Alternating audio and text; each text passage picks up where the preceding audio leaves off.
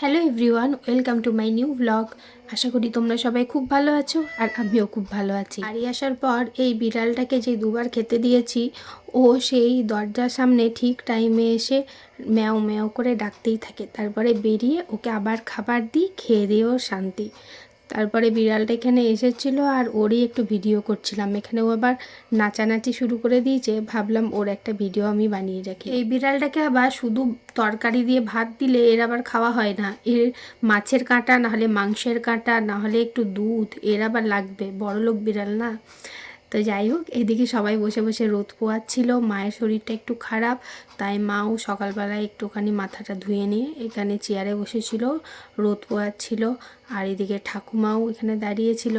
তো ক্যামেরাটা নিয়ে ঠাকুমার সামনে যাওয়ার পর ঠাকুমা দেখছে যে আমি একটুখানি স্টাইল করে দাঁড়াই, একটু ঘোমটা টোমটা নিয়ে দাঁড়াই, নাহলে ভালো ভিডিওটা আসবে না। সেই জন্য ঠাকুমা আমার তাড়াতাড়ি করে রেডি হয়ে ক্যামেরার সামনে এসে দাঁড়ালো। দেখতে দেখতে 12টা দিন পেরিয়ে গেল, আমরা এসেছি। আবার যাওয়ার দিনও সামনে চলেই এলো। দিনগুলো যে কিভাবে পেরিয়ে গেল বোঝাই গেল না। এখানে আবার ভাই এখানে আজকে ব্রেকফাস্টে পাস্তা বানিয়েছিল, ওর স্টাইলে পাস্তা বানিয়েছে, ডিমের ভুজিয়া করে, তারপরে একটু চিকেনের সলিড পিস দিয়ে বানাচ্ছে, আর এখন একটু ম্যাগি মশলা ছড়িয়ে দিচ্ছে ওপর দিক দিয়ে। পাস্তাটা তো খেতেও খুব ভালো হয়েছিল। তো ও কিভাবে পাস্তা বানিয়েছে সেইটাও আমি ভিডিও করে রেখেছি, ওই রেসিপিটা না হয় অন্য একদিন শেয়ার করে নেব। আর শেষে ও দেখলাম একটু দুধ দিল, মানে হাফ কাপ দুধ আর হাফ কাপ জল মিশিয়ে দিল, তাতে নাকি এটা টেস্টটা আরও ভালো আসে। তারপরে ওপরে একটু ধনেপাতাও ছিটিয়ে দিয়েছিল। আর এখানে ম্যাগিটা, পাস্তাটা তো একদম রেডি হয়ে গেছে। আর ও খাচ্ছিল, আমি ভিডিও করছিলাম বলে ও সরে চলে গেছিলো। তারপরে বিকেলের দিকে অরিন্দম ভাই আর সৌম্য এরা সবাই মিলে এখানে ক্রিকেট খেলছিল। ব্যাট তো ছিল না, ওই একটা লাঠি নিয়ে ওরা খেলাখেলি করছিল এখানে। আর আমি পেছন থেকে দাঁড়িয়ে দাঁড়িয়ে ভিডিও করছিলাম। মজায় মজায় একটা করে দিন পেরিয়ে যাচ্ছে, আর যাওয়ার দিনটা খুব তাড়াতাড়ি সামনে মনে হচ্ছে এগিয়ে আসছে। আর বিকেল দিকে এদিকে দিদা চপ ভাজার জন্য এখানে চলে এসেছে।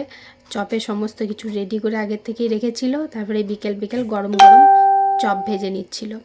ওই চপের দোকানে দেখেছিলাম যেমন করে বানাই সেভাবেই বানাচ্ছে, মানে ওই একটা নিচে টিফিন কোটো নিয়েছিল, তার উপরে একটা ক্যারি প্যাকেট দিয়ে ক্যারি প্যাকেটের মাঝে ওই আলুর মশলাটাকে গোল গোল করে দিয়ে একটু চিপে দিচ্ছিল। তারপরে বেসনে ডুবিয়ে গরম গরম চপ ভাজছিল। চপগুলো তো খেতে দারুণ হয়েছিল। দিদা তো সয়াবিনের তরকারি, তারপরে পোস্তর তরকারি, শুক্তো, এই চপ, নিরামিষ চপ, তো এগুলো দিদা ভীষণ ভালো বানায়।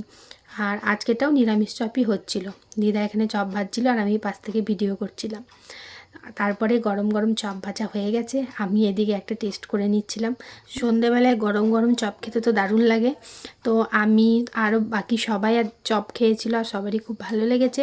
ভিডিওটা তাহলে আজকে এখানেই শেষ করছি। ভিডিওটা ভালো লাগলে লাইক কমেন্ট শেয়ার করতে ভুলো না, আর পেজে নতুন হলে পেজটাকে ফলো করে পাশে থেকো।